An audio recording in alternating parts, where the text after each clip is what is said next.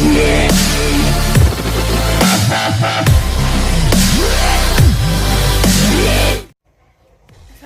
warahmatullahi wabarakatuh. Hai teman-teman semuanya, ketemu lagi dengan saya Emilia. Kali ini kita akan membahas tentang fase perkembangan kognitif, sosial, dan emosi pada middle and late childhood development. Nah teman-teman semuanya, sebelum kita lanjut kepada video pembahasan, bagi yang belum subscribe, silakan subscribe channel YouTube ini dan semoga bermanfaat, dan jangan lupa like, subscribe, and comment. Thank you. Nah teman-teman semuanya, langsung saja kita masuk pada materi pembahasan kali ini, yaitu tentang fase perkembangan kognitif, sosial, dan emosi middle and late child development. Pada masa ini merupakan masa pertengahan dan akhir anak-anak, yaitu middle and late childhood merupakan periode perkembangan yang merentang dari usia kira-kira 6 sampai dengan 11 tahun. Biasanya periode ini disebut dengan tahun-tahun sekolah dasar. Keterampilan-keterampilan fundamental seperti membaca, menulis, berhitung telah mereka kuasai. Anak-anak biasanya secara formal akan langsung berhubungan dengan kehidupan dunia nyata secara lebih luas dan dengan kebudayaannya. Prestasi menjadi tema yang lebih sentral dari dunia anak, dan pengendalian diri mulai meningkat. Pada masa ini, anak-anak sudah mulai mengenal beberapa hal tentang dunianya. Nah, teman-teman semuanya, di sini kita juga sudah bisa mulai mendidik anak-anak seperti apa mereka ke depannya harus kita perjelaskan lebih dini. Ketika anak-anak sudah bisa membaca, menulis, dan keterampilan lainnya sudah meningkat, di sini anak-anak bisa diajarkan tentang beberapa hal seperti tingkah laku, hal-hal yang berhubungan dengan kehidupan nantinya. Di sini para orang tua diharapkan untuk bisa membimbing anak-anaknya agar menjadi pribadi yang lebih baik ke depannya.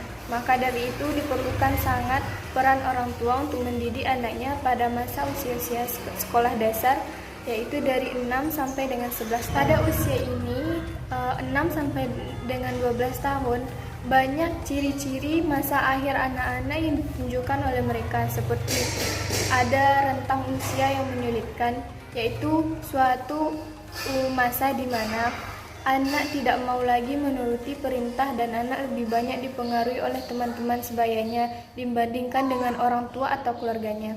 Ini merupakan salah satu perilaku atau dampak pengaruh lingkungan sekitar bagi anak-anak. Yang kedua, usia tidak rapi. Anak-anak cenderung ceroboh dan tidak mempedulikan penampilan dan dengan kondisi kamarnya yang berantakan. Hal ini sesuai dengan kepribadian kepribadian setiap anak. Ketika dia rapi, anak itu udah rapi dari kecil, maka dia akan terbawa nantinya akan ke depannya. Yang ketiga, usia bertengkar, di mana jika dalam satu keluarga terdiri dari anak laki-laki dan anak perempuan yang usianya tidak jauh berbeda, akan terjadi ejekan-ejekan antara keduanya. Maka pertengkaran antara keduanya tidak dapat dihindarkan. Biasanya pada masa ini anak-anak sudah mulai cemburu akan orang tuanya, seperti nantinya orang tuanya lebih dia menganggap orang tuanya lebih menyayangi saudara sepupunya yang satunya lagi. Maka di situ akan timbul rasa cemburu dan iri dengki dan terjadilah pertengkaran. Namun jika anak tersebut dididik dengan baik, orang tuanya bisa membagi atau memberitahukan kepada anaknya, ini loh nak, kayak gini. Maka hal-hal seperti itu bisa dihindarkan. Yang terakhir yaitu label yang digunakan oleh para pendidik. Biasanya di sini rentangnya itu yang pertama ciri-cirinya usia sekolah dasar. Usia di mana anak-anak mendapatkan dasar-dasar pengetahuan dan keterampilan seperti membaca, menulis, mengarang, ataupun yang lainnya yang dianggap penting untuk keberhasilan penyelesaian diri saat dewasa nanti. Yang selanjutnya itu periode kritis. Masa ini merupakan masa di mana anak membentuk kebiasaan untuk mencapai sukses yang akan dibawanya hingga dewasa nanti. Biasanya di sini anak-anak perlu dididik akan pendidikannya. Para orang tua harus mengingatkan kepada anak-anak mereka bahwa pendidikan itu sangat penting dan tidak boleh dianggap remeh. Yang selanjutnya yaitu label yang digunakan ahli fisiologi tentang ciri-ciri masa anak-anak akhir. Yang pertama, usia berkelompok. Usia berkelompok merupakan suatu masa di mana anak-anak tertentu tertuju pada perhatian utamanya, yaitu diterima oleh teman-teman sebayanya sebagai anggota kelompoknya. Biasanya ini terjadi pada kehidupan sosial anak-anak yang baru mengenal artinya pertemanan. Di sini mereka akan sebisa mungkin untuk disukai oleh teman-teman sebayanya. Selanjutnya yaitu usia penyesuaian diri. Di sini merupakan masa di mana anak ingin menyesuaikan dengan standar yang disetujui kelompoknya dalam hal penampilan, berbicara dan berperilaku. Nah, teman-teman semuanya, di sini anak-anak sudah bisa mengikuti gaya-gaya tren ataupun gaya busana teman-teman seumurannya. Selanjutnya yaitu usia kreatif. Masa di mana anak ditentukan apakah anak-anak akan menjadi konformis atau pencipta karya baru dan orisinal. Di sini anak-anak dituntut untuk bisa berpikir kreatif, mencipta. Selanjutnya yaitu usia bermain. Bermain di sini bukan karena anak-anak tersebut mendapatkan waktu yang lebih banyak untuk bermain, namun karena luasnya minat dan kegiatan bermain. Di sini mereka akan terpengaruh oleh lingkungan sekitarnya, anak-anak sebayanya. Ketika mereka di rumah dan mereka melihat anak-anak yang lain bermain di luar, maka hal tersebut akan memicu anak-anak tersebut untuk ikut bermain dengan teman-teman sebayanya. Nah, sekarang kita akan masuk pada perkembangan kognitif. Berdasarkan pendekatan Piaget, anak-anak pada masa ini memasuki tahap operasional konkret, yaitu mereka dapat menggunakan berbagai operasi mental seperti penalaran, memecahkan masalah dengan konkret. Karena pada masa ini, mereka tidak egosentris daripada masa sebelumnya. Pada tahapan ini, anak masih memerlukan bantuan untuk mencerna informasi yang masuk. Dalam artian semakin konkret informasi itu, maka semakin mudah untuk dimengerti.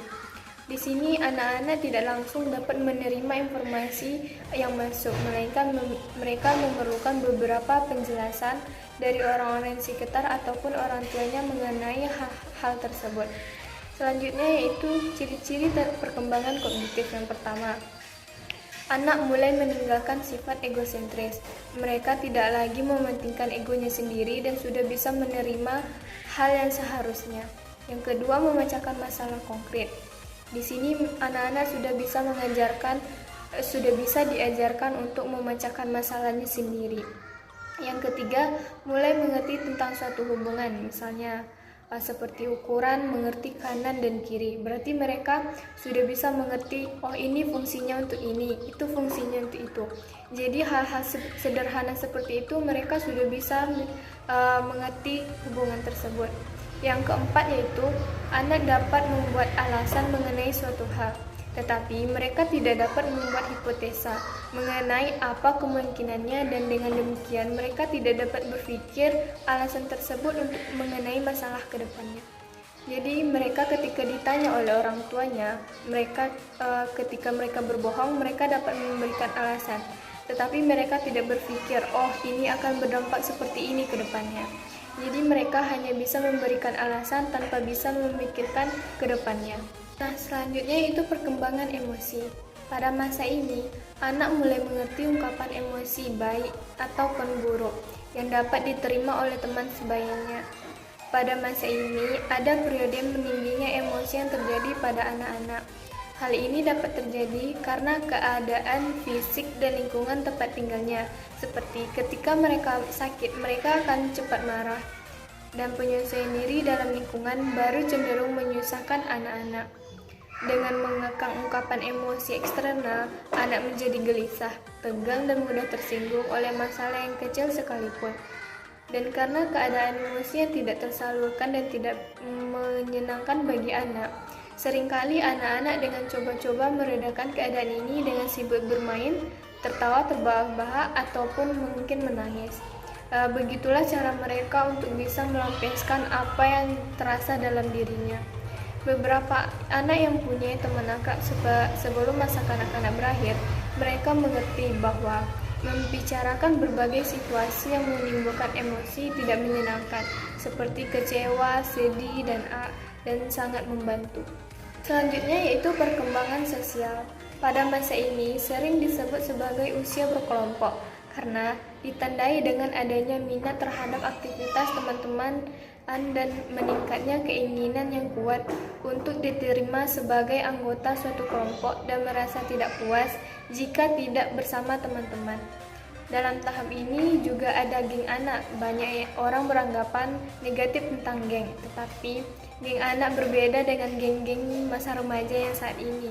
Geng remaja saat ini identik dengan kenakalan ataupun hal-hal negatif lainnya. Perbedaan utama dari keduanya paling menonjol adalah bahwa geng anak merupakan kelompok sosial yang dibentuk oleh anak-anak sendiri, bukan oleh orang dewasa. Tujuannya utamanya adalah mereka dapat memperoleh kesenangan, bukan mengacau atau merusak, dan mereka merupakan perilaku sosial yang penting pada akhir masa anak-anak.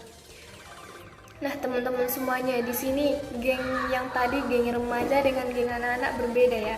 Dimana geng remaja lebih mementingkan kepada kenakalan. Namun geng anak-anak mereka itu berkumpul dan membuat geng itu hanya untuk mendapat kesenangan antara mereka dan mereka tidak merusak terhadap lingkungan yang lainnya. Nah, banyak sekali manfaat yang dapat diperoleh oleh anak-anak ketika mereka membuat geng ataupun mereka berkumpul. Yang pertama, belajar menyesuaikan diri dengan standar kelompok. Yang kedua, belajar bermain dan berolahraga. Yang ketiga, belajar berpikir positif. Yang keempat, belajar menerima dan melaksanakan tanggung jawab. Yang kelima, belajar bersaing sehat dengan orang lain. Yang keenam, belajar berperilaku sosial dengan orang lain selain keluarga. Yang ketujuh, selalu bekerja sama. Dan yang terakhir yaitu belajar mandiri dan tidak tergantung pada orang tua. Nah, teman-teman semuanya, pada masa ini sangat penting anak-anak untuk bisa menyelesaikan dirinya dengan lingkungan, menghilangkan sifat egosentris yang tadi, dan membentuk pribadi yang lebih mandiri dan tidak tergantung kepada orang lain. Itu tadi video pembahasan kita yang singkat, padat, dan jelas menurut saya. Pada video kali ini semoga bermanfaat bagi teman-teman semuanya dan menjadi referensi ke depannya nanti. Dan saya mohon maaf apabila banyak kesalahan kata ataupun hal-hal yang tidak diinginkan. Dan saya berterima kasih atas perhatian dan waktu Anda. Dan saya akhiri dengan wassalamualaikum warahmatullahi wabarakatuh. Enjoy for watching. Semoga video ini bermanfaat untuk teman-teman semuanya.